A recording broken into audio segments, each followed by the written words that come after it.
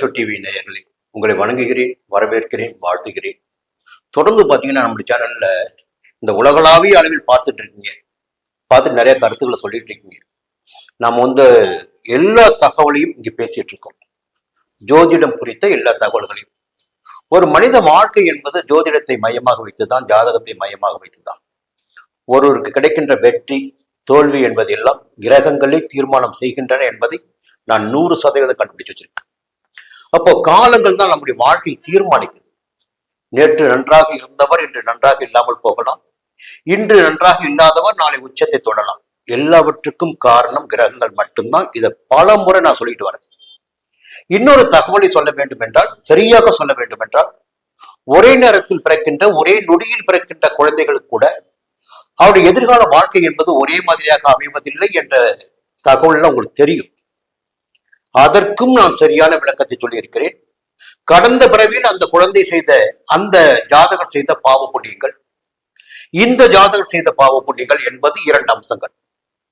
இதற்கு மேலாக இந்த ஜாதகருடைய தாய் தந்தை என்பவர் வேறு, அந்த ஜாதகரின் தாய் தந்தை என்பவர் வேறு. அந்த ஜாதகர் உச்சத்தை தொட்டிருக்கின்ற ஜாதகரின் தாய் தந்தை செய்த புண்ணியங்கள், அந்த புண்ணியங்களின் ஒரு பகுதி இவருக்கு சேரும். இப்போ ஒரு பிறப்பு என்பது நம் தந்தையுடைய விரிவாக்கம் மட்டும்தான் தலையன். தந்தையுடைய விரிவாக்கம் மட்டும்தான் ஒவ்வொரு குழந்தையுமே, அவருடைய வம்ச விருத்தி தான்.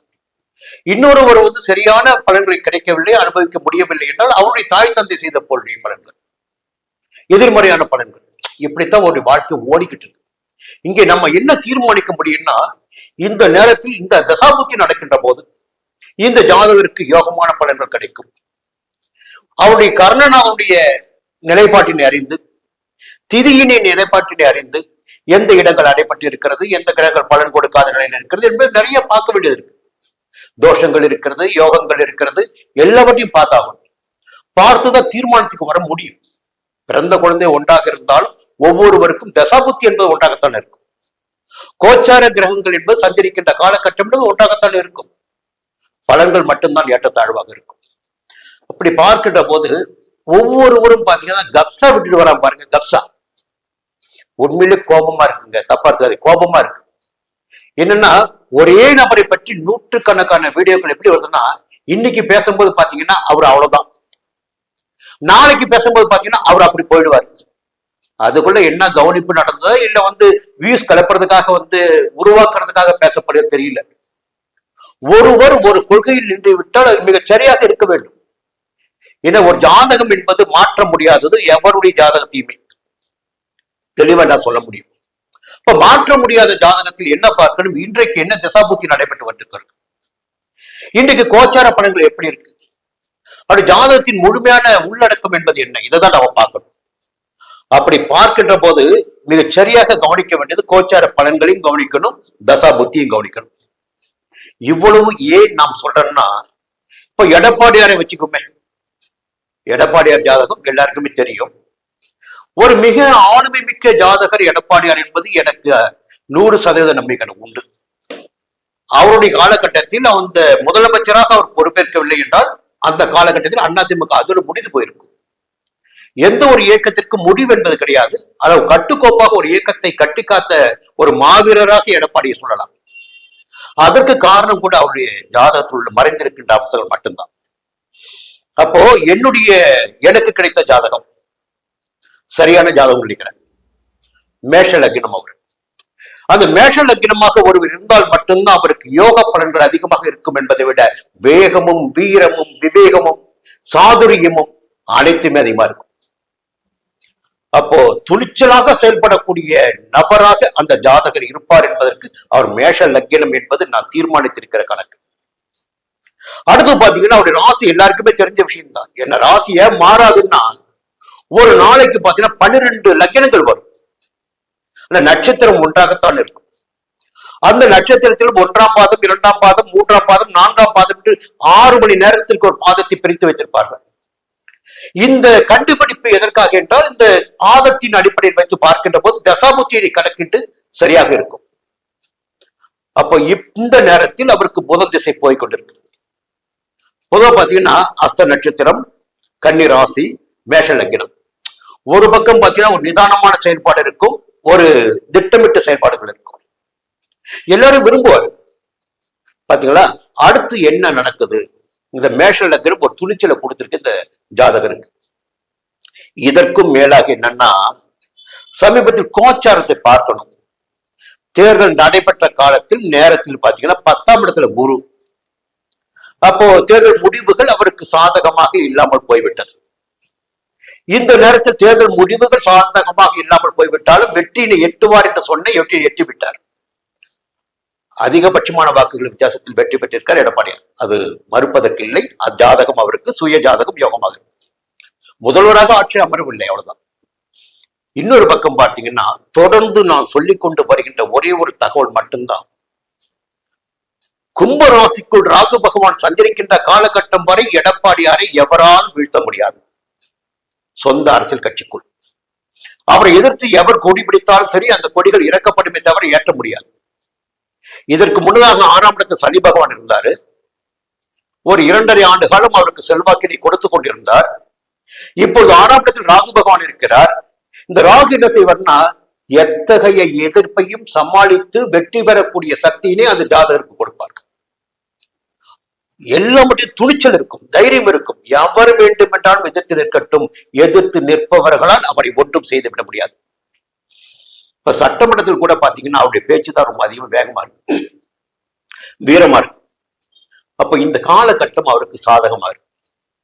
இன்னும் சொல்ல போனா இந்த நேரத்தில் 11ஆம் இடத்திற்கு குரு பகவான் உச்சமாக வந்து சஞ்சரிக்கிறார். இப்ப யோகமா இருக்கு. இது கிரகங்கள் பாத்தீங்கன்னா ஒரே நாளில் இருக்கின்ற இன்று இருக்கின்ற கிரகம் 1 மாதத்திற்கு பிறகோ 2 மாதத்திற்கு பிறகோ 1 ஆண்டிற்கு பிறகோ அதே இடத்தில் இருப்பதற்கு வாய்ப்புகள் கிடையாது. அப்போ ஒவ்வொரு லக்னத்திற்கும் ஒவ்வொரு ராசிக்கும் பாத்தீங்கன்னா யோகாதிபதி இருப்பான், பாதகாதிபதி இருப்பாங்க, மாரகாதிபதி நிறைய இருக்கு, பார்க்க வேண்டியது. எல்லாத்தையும் பார்க்கின்ற போது கோச்சாரத்தையும் மையமா வச்சு பார்க்கணும். அப்படி பார்க்கின்ற போது இந்த நவம்பர் 13ஆம் தேதி ராகு கேது பெயர்ச்சி. இப்பொழுது இருக்கின்ற செல்வாக்கு எடப்பாடியாருக்கு தொடர்ந்து இருக்குமா என்பது ராகு கேது பெயர்ச்சிக்கு பின் நிச்சயமாக ஒரு மாற்றம் உண்டு. அந்த மாற்றம் எப்படி இருக்கும்? 5ஆம் இடத்துக்கு ராகு வருவாரு, மனதில் குழப்பத்தை ஏற்படுத்துவார், கொஞ்சம் தடைகளையும் செயல்களில் நிம்மதியற்ற நிலையை உண்டாக்குவார். அதே நேரத்தில் பார்த்தீங்கன்னா 11ஆம் இடத்துக்கு கேது போவார். அது லாபஸ்தானம், மூத்த சகோதர ஸ்தானம். அப்போ பெரிய மனிதர்கள் இவருடைய அரசியல் வாழ்க்கையில் தலையிட்டு, இந்த அண்ணா திராவிட முன்னேற்ற கழகத்துடைய நிலையிலே தலையிட்டு பெரிய மனிதர்களாக இருப்பவர்கள் இவருக்கு உதவி செய்யக்கூடிய நிலை ஏற்படுவதற்கு வாய்ப்புகள் உண்டு. எதிரிகள் நண்பர்கள் எல்லாம் அரசியல்ல கிடையாதுங்க, புரியுதுங்களா? உதவி கிடைப்பதற்கு இவருக்கு வாய்ப்பு உண்டு. சமரசம் பேசப்படலாம் கட்சிக்குள்ளாக. இன்று ஒவ்வொரு பகுதியாக பிரிந்து கொண்டிருப்பவர்கள் நாளை மீண்டும் ஒன்றிணைவதற்கு வாய்ப்புகள் ஏற்படலாம். என்னன்னா, அரசியல் சூழ்நிலை எப்பொழுதும் எப்படி விட மாறும். இன்று ஆளுங்கட்சியாக இருக்கின்ற கட்சி நாளை எதிர்கட்சியாக மாறும். இன்று எதிர்கட்சியாக இருப்பவர்கள் நாளை ஆளுங்கட்சியாக மாறலாம். இங்க என்ன நடக்குன்னா, ஆளுங்கட்சியாக வந்தவுடன் பார்த்தீங்கன்னா கூட்டம் அங்க போய் ஓடி சேர்ந்துட்டே இருக்கும். எதிர்கட்சியாக மாறியவுடன் கூட்டங்கள் குறைஞ்சிட்டு இருக்கும்.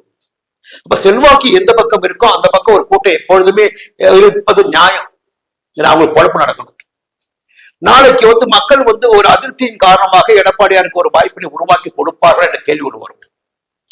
அப்படி பார்க்கின்ற போது எப்பொழுது இவருக்கு பிரச்சனை ஏற்பட்டது என்றால், 7ஆம் இடத்திற்கு சனி பகவான் சஞ்சரிக்க ஆரம்பித்த பிறகு, கண்டக சனியாக சனியாரம் சஞ்சரித்த பிறகு 7ஆம் இடத்து சனி நட்புகள் உடைய ஆரம்பித்தது. கட்சிக்குள் இவருக்கு பக்கபலமாக இருந்தவர்கள் எதிரிகளாக செயல்பட்டார்கள். சரி, அடுத்து 7ஆம் இடத்துக்கு பிறகு எங்க போவார் சனி பகவான்? எந்த விதமான பலன்களை கொடுப்பார்? அது இவருக்கு யோகமாக இருக்குமா? அப்போ 8ஆம் இடத்துக்கு போறாரு சனி. 8ஆம் இடம் மேஷத்துக்கு போறாரு. இவர் மேஷ லக்னாதிபதி. அங்க போய் நீச்சல் அடைய போறாரு. இவர் மேஷ லக்னாதிபதிக்கு பாதகாதிபதி சனிதான். அப்போ இதை விட கொஞ்சம் கடுமையான நெருக்கடிகளையும் போராட்டங்களையும் எடப்பாடியார் அவர்கள் அடுத்த சனி பயிற்சி பிறகு சந்திக்க வேண்டியதாக இருக்கும். அப்போ அடுத்த காலகட்டம் என்பது இவருக்கு எதிர்மறையான காலகட்டமாக இருப்பதற்கு 100% வாய்ப்புகள் இருக்கு. இப்போ ஒரே ஒரு தகவல் மட்டும்தாங்க என்னுடைய பார்வையில, ஒரே ஒரு தகவல் மட்டும்தான். ஒவ்வொரு அரசியல் பிரமுகருக்கும் ஒரு ஜோதிடர், ஆஸ்தான ஜோதிடர் என்பவர் ஒரு கண்டிப்பா இருப்பாங்க. அவங்க ஆலோசனை இல்லாமல் நடமாடவே மாட்டாங்க, என்னதான் பேசினாலும். அப்போ இந்த காலகட்டத்தில் நான் சொல்ற பாருங்க, இந்த பதிவு இப்ப ராகு கேது பயிற்சி, எதிர் வருகின்ற சனி பயிற்சி, அடுத்து குரு பயிற்சி 12ஆம் இடத்துக்கு விரயஸ்தானத்திற்கு, இதையெல்லாம் கூட்டி கழித்து பார்க்கின்ற போது எதிர்காலம் என்பது ஒரு கேள்விக்குறியானதாக, நிறைய சங்கடங்களை சந்திக்க வேண்டியதாக எடப்பாடியார் அவர்களுக்கு இருப்பதற்கு 100% வாய்ப்பு. அப்போ ஒவ்வொரு சங்கடத்திற்கும், ஒவ்வொரு பிரச்சனைக்கும், ஒவ்வொரு கிரகத்திற்கும், தோஷங்களுக்கும் பரிகாரம் என்பது நிச்சயமாக இருக்கு. எந்த இடத்திற்கு போகணும், எந்த ஆலயத்திற்கு போகணும், எங்கே வெற்றி பெற முடியும், எங்கே போனால் என்பதற்கெல்லாம் அவர்களுக்கும் தெரியும், நமக்கும் தெரியும். அதனை இந்த நேரத்தில் அவர் செய்து கொள்வது என்பது அவருக்கு நன்மை ஏற்படுத்தும். பொதுவாக எதிர்காலம் என்பதை முக்கியமா பார்க்கணும். இன்னைக்கு இருப்பது எல்லாருக்குமே தெரியும். நேற்று எப்படி இருந்தார் என்பது எல்லாருக்கும் தெரியும். நாளை எப்படி இருக்க போகிறார், நாளை என்ன கிடைக்கும் அவருக்கு. இதுவரையில் பாத்தீங்கன்னா நான் சொன்ன பலன் எதுவும் தப்பானது கிடையாது. அப்போ முன்னாள் முதல்வர் ஸ்டாலின் அவர்களை பற்றி பேசும்போது கூட சொன்னேன், அவருக்கு சங்கடமான நேரம். அதே நேரத்தில் எடப்பாடியார் அவர்களோட ஒரு படி முன்னோக்கி வந்துடுவார். அவர் எடப்பாடியில் ஜெயிச்சிட்டாரு, இவர் குளத்தோட தோத்துட்டார். அப்போ எதுவுமே அப்போ என்னன்னா அங்கு ஒரு பலகீனத்தை எந்த நிலை ஏற்படுத்துமா, கிரகங்கள் ஏற்படுத்தி கொடுக்கும். அவர் தோற்கடிக்கப்பட்டிருக்கிறார், ஜெயித்திருக்கிறார். அப்ப இந்த நேரம் இருக்கு சாதகமாக இருக்கு. எதிர்வரும் காலம் இவருக்கு சாதகமாக இல்லை. அதை எப்படி சரி செய்ய வேண்டுமோ அதை சரி செய்து கொள்ள வேண்டும். இல்லை என்றால் சோதனைகளும் வேதனைகளும் சங்கடங்களும் நிச்சயமாக இவருக்கு ஏற்பட வாய்ப்புகள் உண்டு. சொந்த அரசியல் கட்சிக்குள்ளாகவே பெரிய குழப்பங்கள் ஏற்படலாம். நிறைய ஒற்றுமையை தேட வேண்டிய நேரம் இந்த நேரம் அவருக்கு. என்ன நடக்கிறது என்று பார்ப்போம். இன்னும் தொடர்ந்து பேசிக்கிட்டே இருப்போம். நன்றி, வணக்கம்.